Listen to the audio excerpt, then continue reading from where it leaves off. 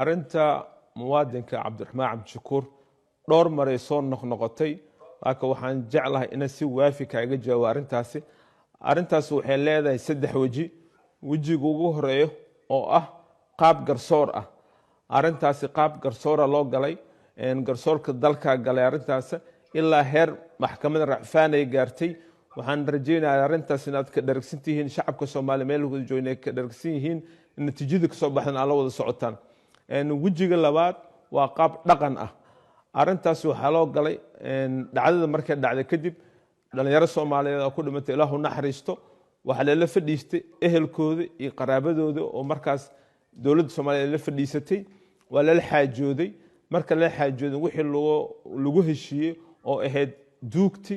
iyo diidabo waa la baxshay wixii lagu balaman waa la sii raarih waa wajiga saddexaad oo ah arin siyaasi ah marka Cabdiraxmaan Cabdishakuur arintaas wuxuu ka dhax arkay macaash siyaasi ah ama arrimo siyaasi oo arintaas u qaatay marka arintaas Cabdiraxmaan ma rabayna ku noqdo laakiin waxaan mar walba uu soo celishaa soo ka faa'iideysanay hadaf